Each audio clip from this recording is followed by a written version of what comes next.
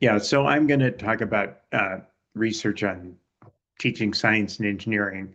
Now, I'm afraid that what you'd like to hear is more about what Stanford education's like and how it's being improved. I'm not going to talk about that because nobody can really, no matter what they say, can really tell you about that because Stanford, like most universities, is a very decentralized place when it comes to education. And so it's very hard for anyone to know exactly what's going on and how to say.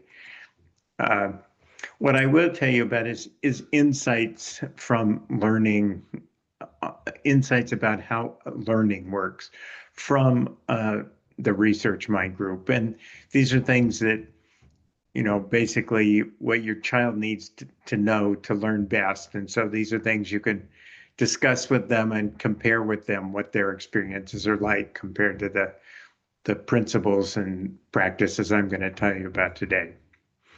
And just some background, the data from our group and other people who do this kind of research is primarily from university science and engineering classrooms, but the ideas, most of the ideas apply much more broadly to younger grade levels, at least down to middle school, and to other disciplines actually as well. And so I will at the end give you a little bit of examples of where my research is making changes at Stanford after covering overall principles. So the outline of what I'm going to cover today is first start with background on the kinds of research I do and the new insights on teaching and learning that this kind of research has provided. And then these what ideas research is giving us for better teaching and learning than what it's been done traditionally, particularly at the university level. And then some specific work I've done on Stanford introductory physics and understanding how to improve it, and the creation of a new course there that's helping students. And then finish up with a little on teaching methods and ideas, the spread of these things at Stanford.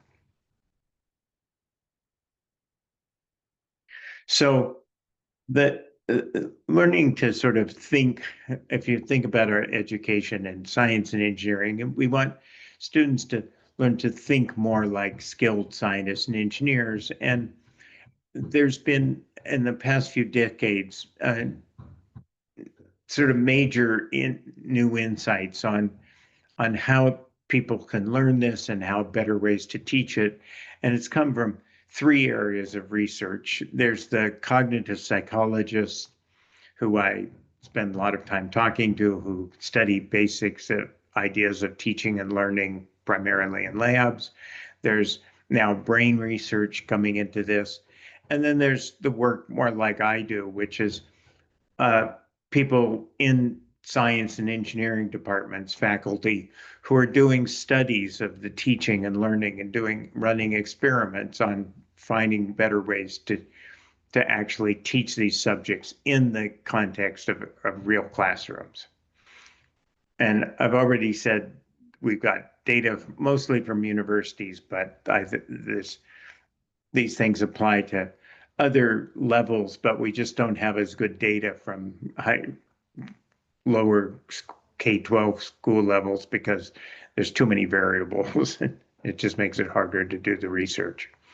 So really the most important result from this is the most general one I'm going to talk about, which is really rethinking how learning happens. And the old and still very pervasive, particularly at the university level, model of learning is that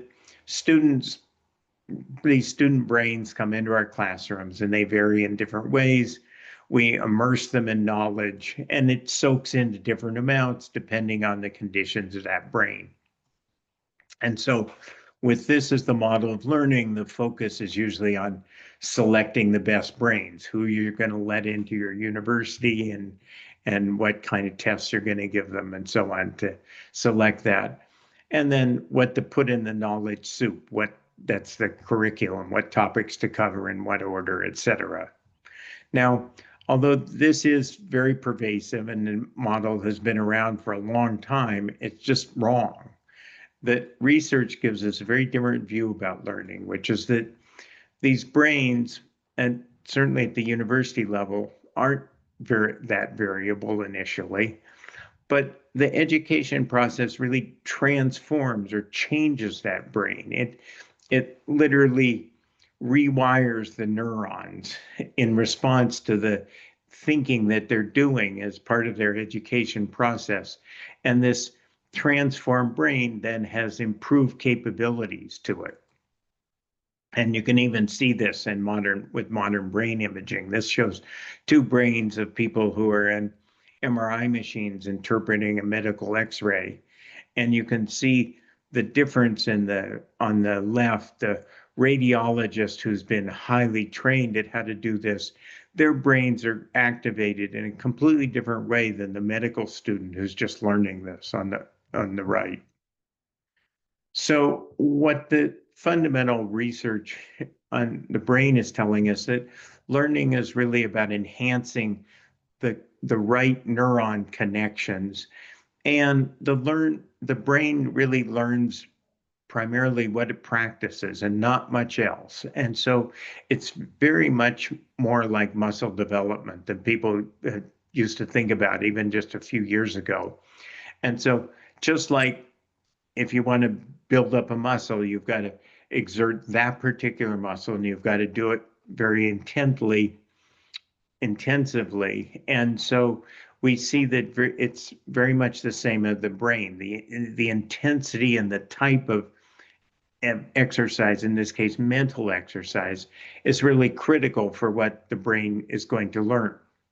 And so just like what we know in music or athletics, where people it's just taken for granted that person needs to do practice these things, not just be told how to do them.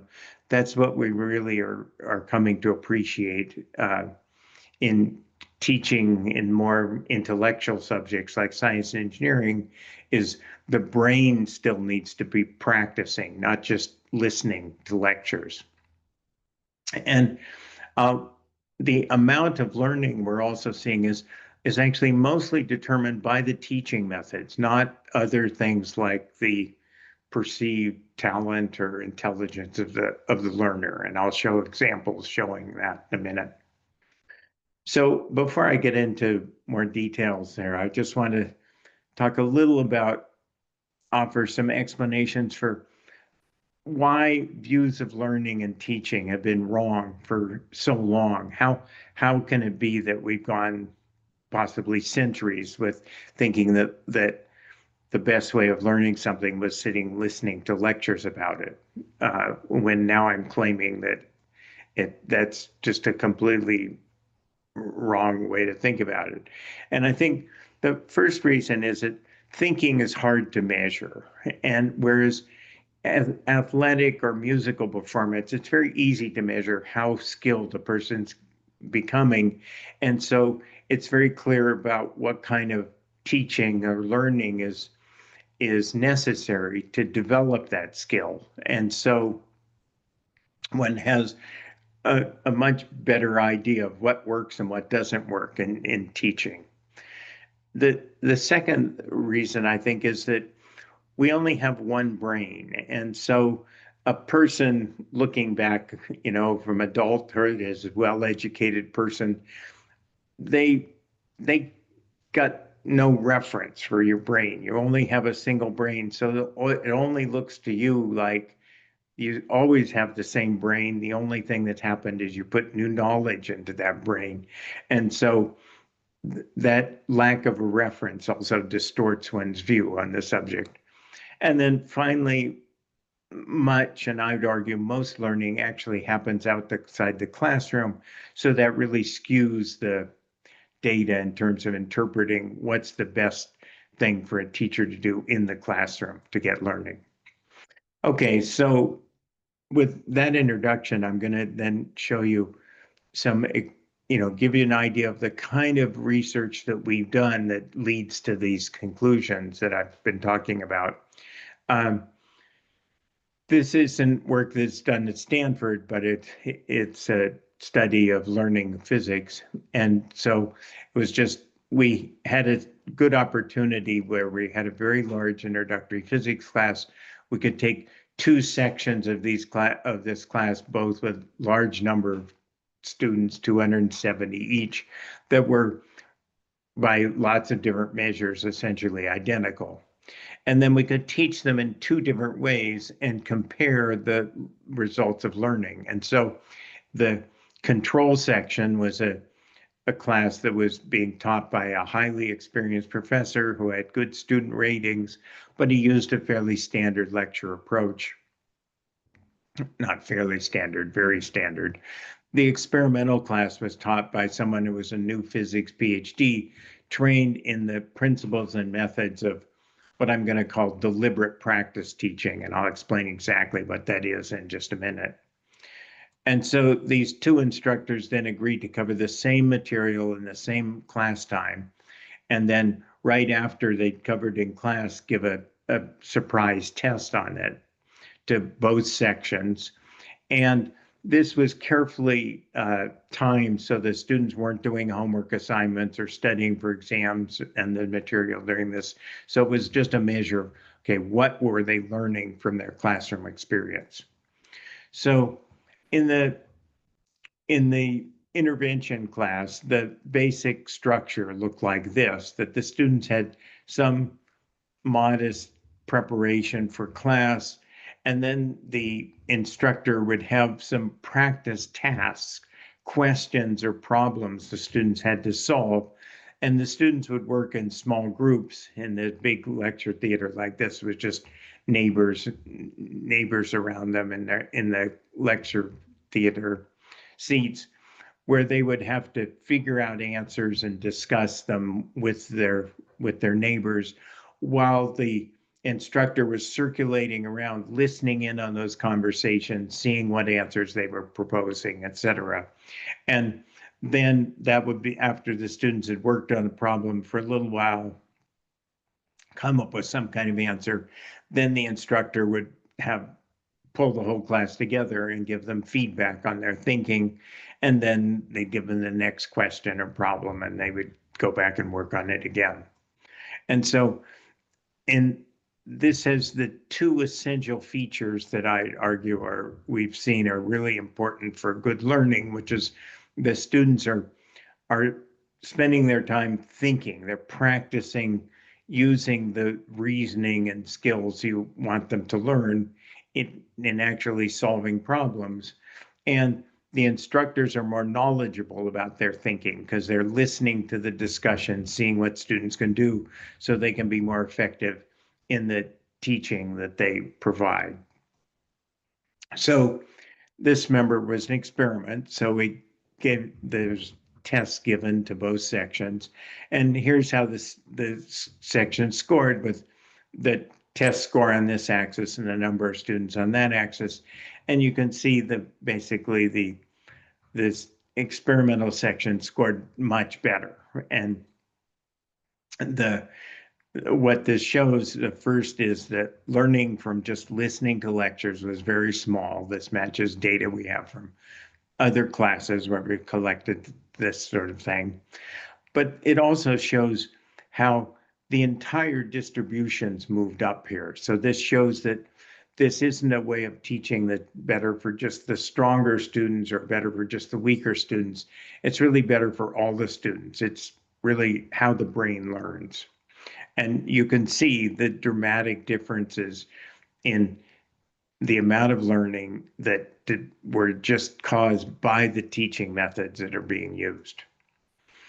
And there's hundreds of other studies that are sort of like this. So now I want to get into really, and this is sort of the most relevant to you to think about your children, is what they're doing for learning. And I'm going to talk about a variety of research-based principles for what the most effective ways to learn are. And to start with this, you have to think about, okay, what are really the educational goals? And the goals of most or on nearly all science and engineering classes, and most other disciplines for that matter, is what I would say is learn expertise. And by that I mean learn to think like or more like a skilled scientist or engineer. And so if you want people to develop that sort of that what we label as expertise, you can look at what do we know about the development of expertise. And there's a cognitive psychologist, Anders Ericsson, who's really pioneered this, and he studied expertise across many, many different fields, athletics, music, chess, etc. And he's found that a very interesting result, which is that across all of these different fields, there was always a particular type of practice that was required for developing expertise. And he calls this deliberate practice. And the amount of the level of expertise a person attains, he sees, is very strongly correlated with the amount of time they've spent in this sort of deliberate practice. So, what is deliberate practice? I'll go through it in detail. And this is something you want to see if your child is actually doing. And the first is it's not sort of simple practice or experience or kind of low level casual studying like many is often done. It's really a very intense focused practice focused on improving one's skills and the sub skills in the area of expertise. And in particular, it identifies that the level of expertise is broken down into sub skills, little pieces that you can practice on doing individually and then together to get bracketer. And I think for music and athletics, one sees this out a lot. It's easy to see the particular sub skills, music, it's, how you hold the bow, how you move your fingers, etc.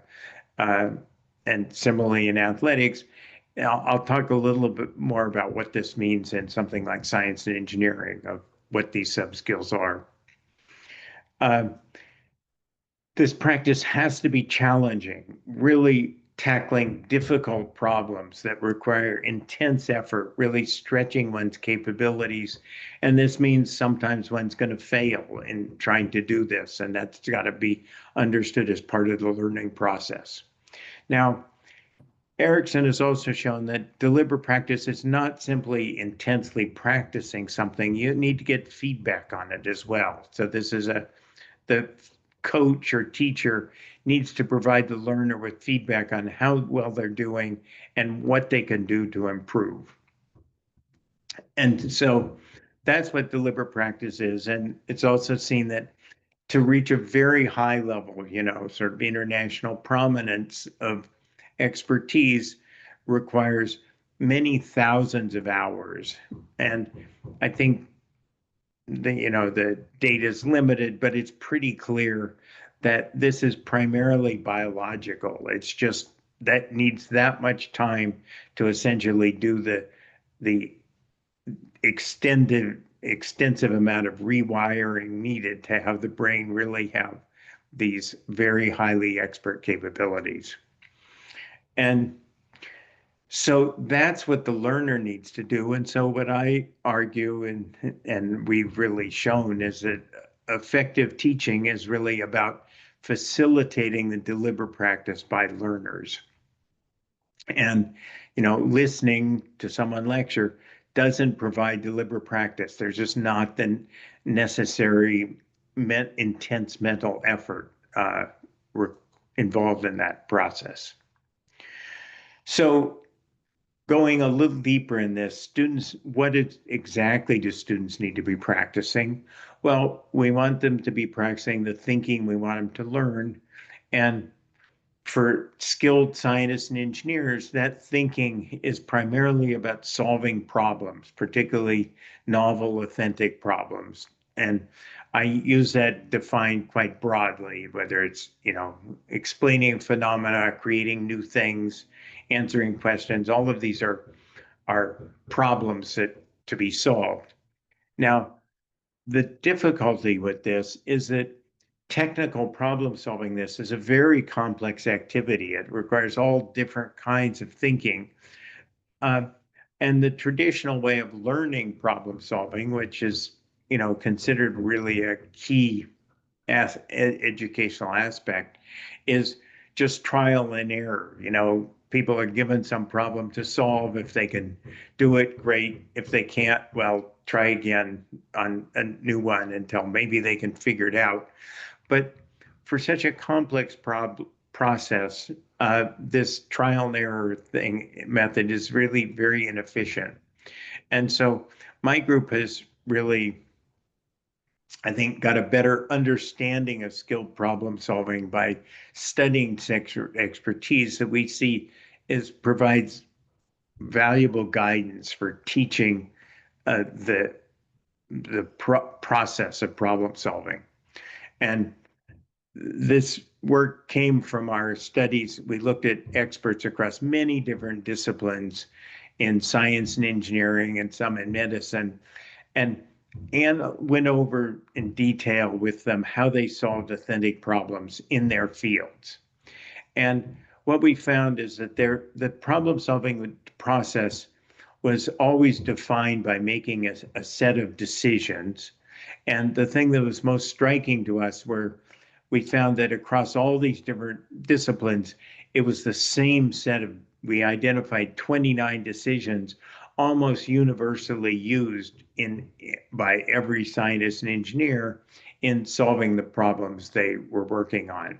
And if you're familiar with different disciplines of science and engineering, you know that they seem very different. And so this is quite a surprising result until you look actually at what those decisions are. The things like when faced with the problem, deciding, what concepts and mental models are relevant, deciding what information is relevant, what irrelevant, what information is needed, deciding on a plan how to find the necessary information, deciding how to analyze the information you obtain, deciding how credible that information is, what conclusions can it support, how to best communicate results, etc. And so I won't give you all 29, but you can see how these decisions are actually make a lot more sense, that these would apply very generally. And in fact, I think they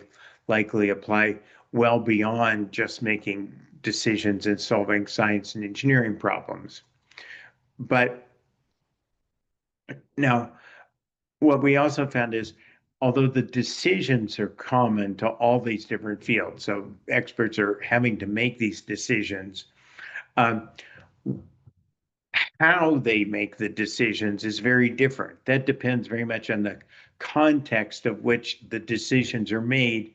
And that context means that all making the decisions always requires specialized disciplinary knowledge relevant to that context. And so what we see is that the experts both have knowledge, but they importantly know how to use that knowledge for making decisions and therefore using for solving problems. And the structure of expert knowledge, and so this is really relevant to the learning process again, is we see that the experts have their knowledge around organized, suitable for making decisions. And so they have certain knowledge organized around what we call mental models or predictive frameworks, where they have identified in a given situation the relevant factors and how those factors are related to each other, depend on each other. And so what the implication of this is that the best way to learn knowledge, and therefore the best way to teach it, is really in the context of how it's to be used. And so a lecture, when you just students are getting a lot of knowledge that, well, you're going to need this to do something with someday, is really not very useful. They gather knowledge, but they really don't, we talk about it as being inert. They don't realize when and how to use it. So the best way to learn is you really need to, as you gain knowledge, you always have to be thinking about how it's actually going to be used. And so the learning process for, learning to be more expert-like and learning in science engineering is about really getting practice, extended practice at making problem-solving decisions in uh, an authentic problem context, using the knowledge and reasoning of experts and increasingly looking at increasingly more challenging, complex problems, practicing this. And so when you're talking with your children about what kind of education you're getting, you really should be focused on asking them how much of this they're actually getting. And I talked about problem solving as being very difficult because of it being so complex and extensive. I would argue that, and we, in our studies, we think we've seen that these individual decisions are really the sub skills for deliberate practice of problem solving, so that by breaking the problem down into individual decisions that a learner is to make and making those decisions, you can then build up to becoming a good problem solver in a more effective, efficient way.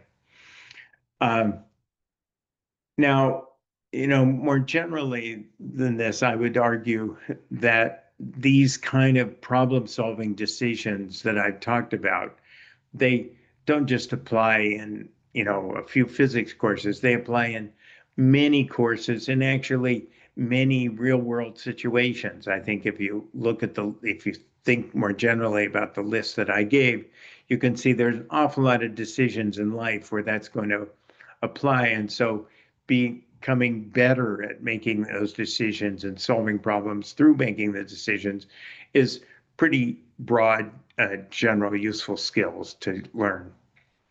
Now, I'm going to give a little switch gears a little bit here to talk about some other relevant research about learning. And these are things that students should know, but often don't, and that's important.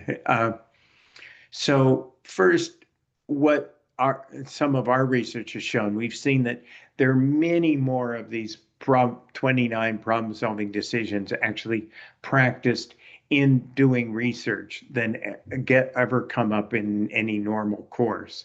And so that really identifies in a much more, or articulates in a clearer way the educational value of actually being involved in research.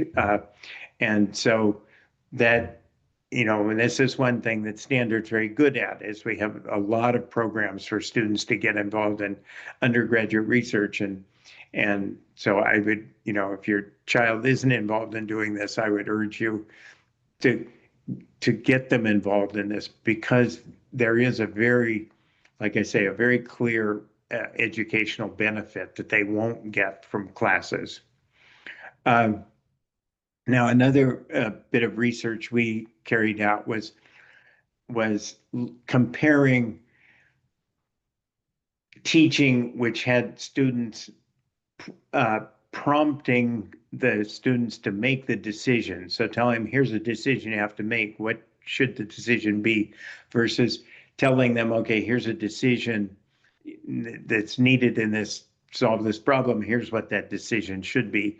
We just saw an enormous difference in the future ability of students to solve meaningful problems when they had been the ones who had to practice making the decisions. And that sort of goes back to the ideas of the brain learns what it practices, and that's so essential. Now, there's a couple of other things I'm going to mention, not our research, but other research that's just useful for students, and I try and convey to college students, and they still don't really pay attention to it too often. But first is that if you're going to spend time studying, spacing that studying out over a period of days and weeks is much more effective than cramming for exams. in terms of giving long-term retention of the learning. That cramming for exams allows you to do well on the exam the next day, but the next week you've forgotten much more of it than if you'd space your studying out. The other thing is something that's relevant to all college students, but it's relevant to almost everybody actually, and that's the the implications of splitting attention, and how that's you really have to avoid that to have good learning. So I'm going to spend a little time explaining some cognitive science background behind this because it's really been very well studied, but too often overlooked. People think multitasking, splitting their attention, doesn't really have much effect. All the research shows when you measure it, it has a tremendous impact on learning. So the reason for that is how the memory works. And so the human memory, there's actually two components. There's the long-term memory, which is what most of us think about with the term memory, and it's got a large capacity and a long duration. But then there's another uh, element called the short-term working memory. This is like a buffer that information has to go through before it can be processed by the brain and go into long-term memory. The the short-term working memory is very different from long-term memory. It has a tiny capacity, typically something like 5 to 7 items, and it operates on the duration of time scale of minutes. It's really what the brain can pay attention to at one time. And because it has such a limited capacity, whenever you pay attention to something new, the brain hears or sees something new, that pushes out what was already in the working memory. And so that thing that gets pushed out doesn't get processed, doesn't get into long-term memory, doesn't get learned. And so anything that sort of draws more attention uh, actually interferes with learning because of the way the working memory works. And so this effective learning, this deliberate practice, one of the key things is it really requires full focused attention. And the the reason that's such a serious problem is that humans, particularly in the modern world with cell phones and other things, we've got so many distractions and that are available, and that like I say, studies show that humans are really bad at actually recognizing how serious the effects of splitting their attention are. That people talk about how they're good at multitasking, or students have been raised with cell phones and so they're naturally better at multitasking. Every time there's many studies actually measuring that and seeing, no, that's not true at all. That you split attention, you just really damage learning. Okay, so I'm going to switch to talking about applications to actual teaching, particularly at Stanford. Uh, with collaborators, I've developed many different courses in science and engineering, and some in medicine, medical training, actually, based on using this sort of deliberate practice in class, like I described, and comparing the learning that takes place in that setting with what happens in lectures. And we typically see that if we look over a whole course, the difference, the improvement in this deliberate practice teaching is sort of one standard deviation. So just about as big as the spread in class as the improvement. And if you measure just the learning that just happens during class, like the example I gave, it's actually larger than that. Now, one thing my research group has spent a lot of time on is looking at the Physics 1 course. And this is a big course. It's one of the bigger courses taken at Stanford because all engineering and many science students have to take this. And I got interested in this course actually soon after I came to Stanford, because I saw that, okay, many students take this, many of them do badly in it. And I was struck by this because I came from large public schools that were nearly as selective as Stanford, and thinking all Stanford students are great. How come many of them are doing poorly in this really critical course? And so we did lots of time studying the reasons and possible solutions. And I'll skip a whole bunch of research that showed different things didn't work and so on. Uh, but what we ended up finding was that incoming preparation was tremendously important. And that was really the primary reason students struggled at this in this course. And surprisingly, this was true we found with collaborators at many other institutions, some like Stanford, some quite different. But the net effect was that students with weak high school preparation just almost automatically ended up with a low grade in this course. And if they had good high school preparation, they were almost certain to get a high grade. And this this figure illustrates this, that if they were in this is looking at the probability of being in the bottom quartile of the class, essentially failing. Uh, and if they were in the bottom 25% of incoming preparation, they almost have almost a 60% chance of doing badly in this class. Whereas in the top quartile of preparation, it's less than a fifth of that. So we found that this high school preparation was just tremendously important, and we tried a lot of different ways to kind of hopefully compensate this, provide extra support, and so on, and found you were trying to compensate for 1 or 2 years of different high school instruction in a 10-week class and in 1 quarter, and that was just nearly impossible. So we ended up creating a whole new course with new teaching methods to try and address this, which have been reasonably successful. So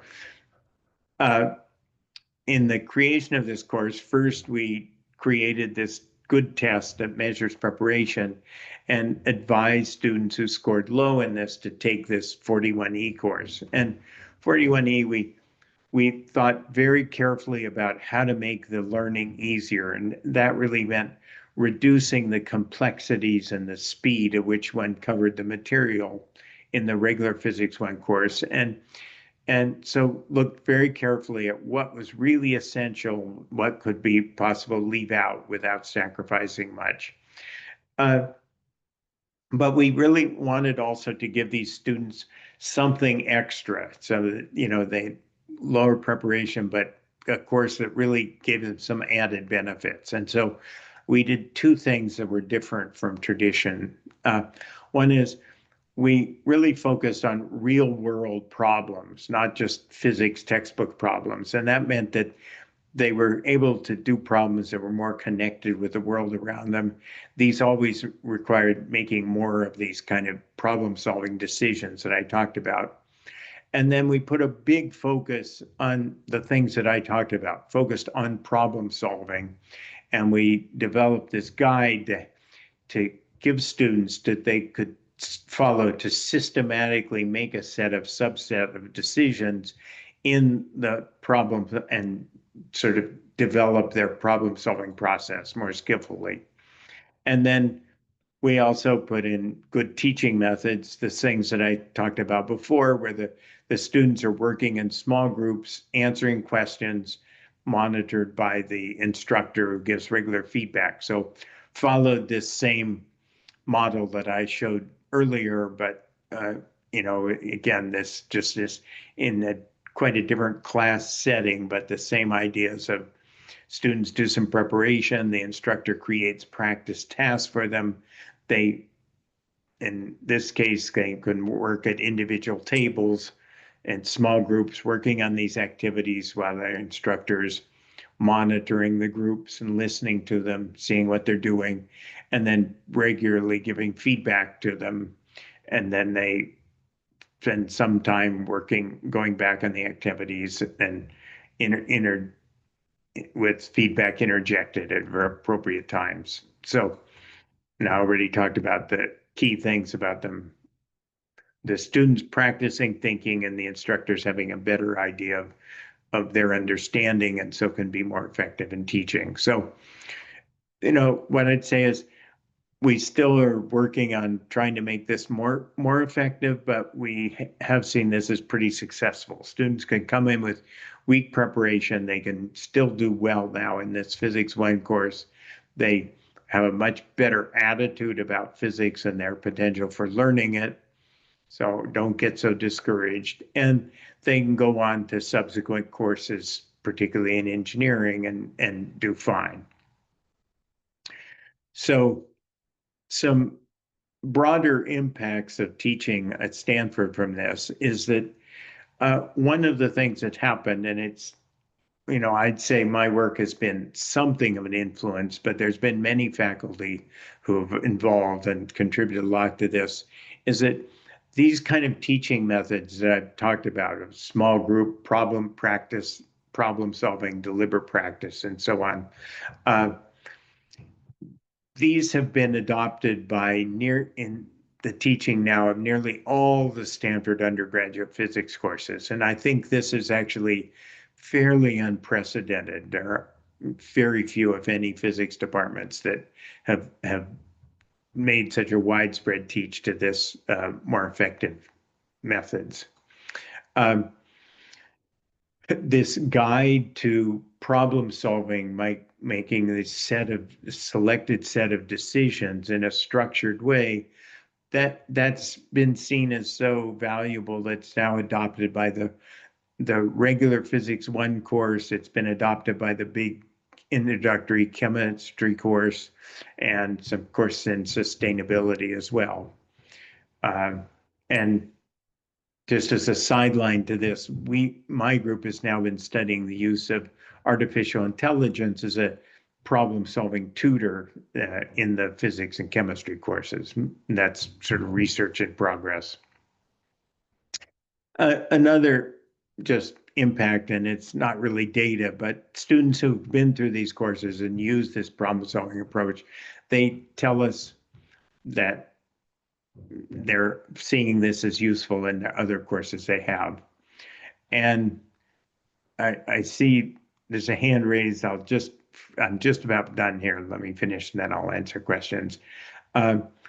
My group has applied the same principles actually in mechanical engineering design course and clinical reasoning medical school. And in both these cases, we've seen big improvements actually in the student learning. So, okay, so I'll stop here, take some sort of questions. I see there's questions raised, probably things in the chat.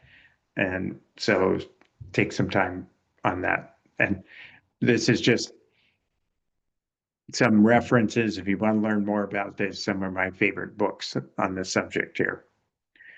So, the bottom line is we made advances. We know what now much better about what makes good learning and teaching. And, this is slowly but gradually, steadily getting adopted at the university level with having the brain really practicing the learning you want it to have. So thank you for your attention. Thank you so much, Carl. I've been going through some of the questions in the chat. One area is AI. You mentioned AI being a subject of research. Have you kind of touched on any preliminary conclusions on how it might be structured in an educational setting so it enhances the active learning as opposed to surprise, surprise, I have a slide on AI. Great. Because I was thinking there might be questions on this. So first, there's really two quite different questions about AI in education. And the first is what students need to learn when they can use AI for stuff. And the other is how AI can actually help in the teaching and learning. And so the first question is, the answer to that is, I don't know. I think that, we're still in early days. We really need to, I think AI can certainly use as a tool for helping, experts solve problems. But the best way to use that tool, what you can shift to AI, what you can't, we really don't know. And we're going to have to wait and sort of see how it becomes used by, like I say, experts in the subjects, and use that as a guide for what we want students to be able to do. My guess is that the areas specific knowledge is likely to be less important, but process skills about making these judgments about decisions are likely to be less less suitable or less useful for AI to do that, particularly when you're in novel problems, because by definition, novel problems means lots of other people haven't solved them. If lots of other people haven't solved them, AI hasn't had them in a training set, so it doesn't know what to do.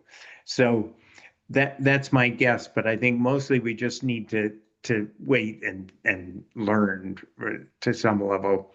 In terms of how AI can help teaching and learning, this is something my group has been working on. And I'll say first, the hype on this is way beyond what the real capabilities are. And the challenge is that if you think about AI, if you think about education as just learning knowledge, then AI is fine. It can give you knowledge. It gives you answers to everything. But that's not really what effective education is. And just giving students answers doesn't really help them very much develop. You really need to think about how to support guide their thinking. And AI is not at all good for that. And so we've been what we found is that we can get AI to do that, and we're getting closer and closer to something we think are pretty successful, but it requires a whole lot of human intelligence to have a model for student thinking that can use to guide the AI to make it effective. So it's a AI will probably become a tool, but it's only a tool. It's not a replacement at all. There's still a lot of teacher intervention with the AI that's going to always be required to be effective, and at least for the near future. Thanks. There's another question about, the role of virtual or async classes, right? Online classes. Yeah. Do you think that, it interferes with the deliberate practice, or is there kind of more opportunity to do so outside the classroom, as you kind of Yeah. mentioned before? So virtual, I look at a very big difference between synchronous and asynchronous virtual teaching. If you're doing synchronous, where you've still got all the instructors and the students there in one place, you can use the technology to do very much the same kind of deliberate practice activities that you do in a real class. And in fact, in some ways, it can be better because in a big class like this, when you got a lot of students working and talking on something, it can be hard to listen, hard to move around for all the students. Whereas you're in a Zoom with breakout rooms, it's easy to drop in on different ones as an instructor and hear everybody. So I think synchronous classes virtually can be, if done right, can be virtually as effective as in person. I'm very skeptical about asynchronous just because you don't have the benefits of the social learning benefits and the feedback benefits of the instructor with the student in the same way. So um, that you know, and I would the data on virtual learning is pretty mixed, but I would say it generally matches my views on this, that asynchronous leave a lot to be desired. Now, if what you're replacing is just a lecture when students are sitting there passively doing nothing but listening, it's probably close to as effective as that. A little less effective because you got more opportunities for splitting attention to different parts of the computer screen, but not too much different. But what we know is those are just such an ineffective way to teach to start with. Another person, Ellen, asks about how about special cohorts like students with ADHD? Has any research been done with that to help them use deliberate practice and learning to find it way more effective than traditional methods? So the answer is we don't really know very much. To be honest, it's just hard to do research on special groups like that because you have very limited numbers, limited controls, and so to be honest, the honest answer is we just have very limited research on how these things apply to these different special groups of students. And that's, people, researchers are starting to worry more and more about how to try and do that, but or how to try and get the data, but it's challenging. And for Stanford in particular, I think a couple people have asked about kind of logistics around taking courses. And I don't know if any research has been done by correlating, grades on courses are kind of a weak correlation on actually how well they're learning, right? Yeah. But, should people take, harder, more, just a couple harder courses per quarter or more easier ones throughout? Do you think that the quarter system versus semester system is do you have any opinions about that, or how exams are and grading are done? Is that Okay, so those are a whole bunch of questions. First, the the quarter versus semester system is a complicated one, and in principle, it shouldn't make much difference. In practice, it often matters because many faculty, in my experience, take what at most institutions is a semester-long course and they try and cram it into a quarter. And that's just not good. That people need to plan better than I think they often do. That, okay, if you're going to have 3 quarters rather than 2 semesters, you need to think how to divide up the material, cover it in a appropriate rate. But I don't think there's inherently, it matters in terms of, how you mix in the difficulty of courses. It's very hard for me to say. The one thing I do know is that deliberate practice takes a lot of mental effort, and so you're almost certainly going to be limited in just the amount of time and energy you can put in doing that. And so, from my perspective, one lesson I would say is don't take so many courses that I think, take fewer courses, but think harder when you're learning them. And you'll be better off than taking lots of courses without the mental effort and depth that you want to get from them. But okay? yeah. Great.